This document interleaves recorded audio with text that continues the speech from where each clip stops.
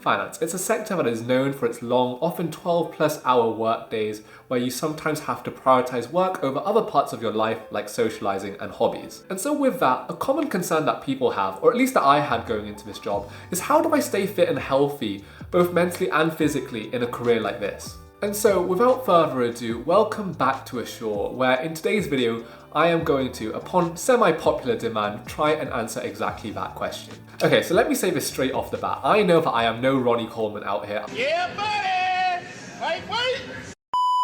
I know that I am not the biggest of individuals. However, I like to think that I have managed to stay relatively healthy since joining my job last year as an infrastructure private equity analyst. As a reminder, I am not a personal trainer. I don't have any qualifications in PTing or in fitness. This is simply anecdotally what I have managed to do in the past year to try and stay fit and healthy. Starting off first with the really exciting stuff. They say that your body is 70% made in the kitchen and 30% made in the gym.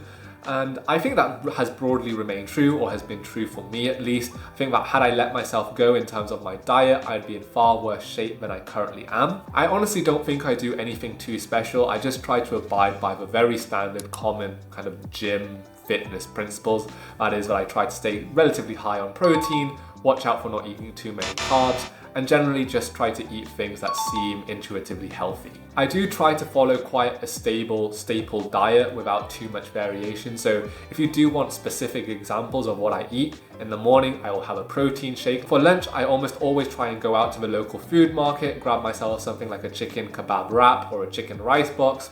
Admittedly a bit higher on the carbs, but not the end of the world, still relatively all healthy. And finally with dinner, remember that if I'm working late, I do get to order in from an app like Deliveroo. And again, I'll just order something that seems intuitively healthy, or at least to me. So that could be a meal from a place like Farmer J, or a rice bowl from Chipotle, or something along those lines. And then on my floor, there is a kitchen where you can help yourself to cereal and toast and things like that. As much as I possibly can, I do try and stay away from that just because I know it is kind of processed, sugary. It doesn't really seem all that healthy to me. So if I do get peckish, I'll just run out to a place like Tesco's, grab myself a protein bar and just eat that instead. So all in all, nothing too special, nothing too crazy, just trying to stay regimented and disciplined with how I eat, and I think that has had a big impact on managing to stay healthy and staying fit in this job. Second part of the puzzle in terms of physical well-being is actually what exercise do I do during the week?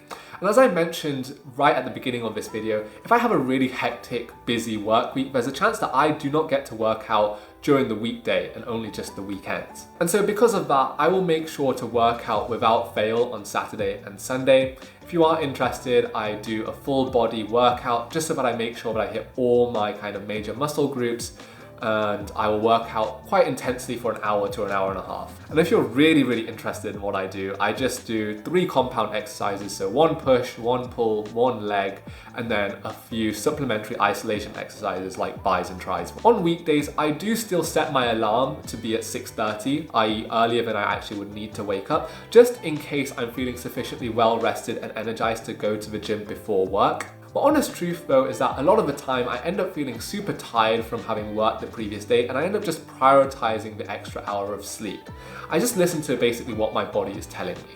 In the past, I have ignored it, I've pushed through it, gone to the gym feeling super tired, and then really regretted it later in the day because I was just falling asleep at my desk by like 2 or 3 p.m. And finally, in terms of cardio, I've mentioned in previous videos that I used to cycle to and from work, which was 20 minutes there, 20 minutes back, decent amount of cardio.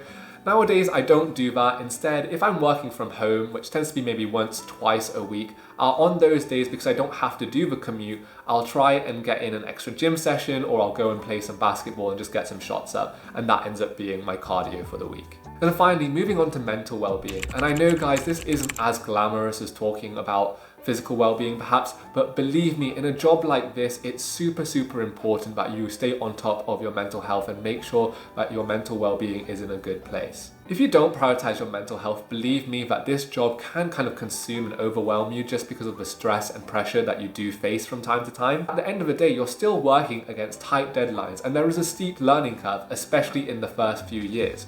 And so getting to grips with that has taken a bit of time, it has taken a bit of a toll. And so making sure that I'm on top of my mental well-being has been super, super important. My way of keeping it all in check has been somewhat threefold. The first has been meditation, the second has been speaking to others, and the third has been reflection. First of all, meditation. This has been something that I've introduced into my life, albeit sometimes intermittently, ever since my final year university exams last year. There's an app that I use called Medito. There are other apps like Headspace that you could also try out. And they provide kind of guided meditations that can be as short as 3 to 4 minutes long. After meditating, I do get a lot more mental clarity and a lot of my brain fog has gone away. I feel refreshed and motivated to start working. Secondly, and I think the thing that has probably been the most beneficial, has been speaking to others, my flatmates, my parents, my wider friendship group, to let them know how I'm feeling, what my thoughts are. I think it's quite easy in finance to end up in a bit of a bubble and only just focusing on your job, only just focusing on work and what you have next to do. And so sometimes just kind of unplugging from that world and speaking to your other friends about other topics and just having fun can make such a big difference.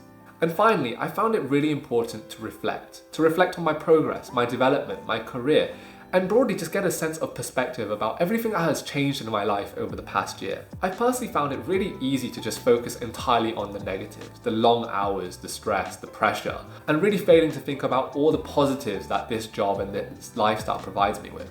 Things like how much I've developed, matured, learnt as a person over the past year, how privileged I am to even be working in a job like this and the luxuries that it's able to afford me. All these things that, you sometimes forget in the moment just how good you've got it.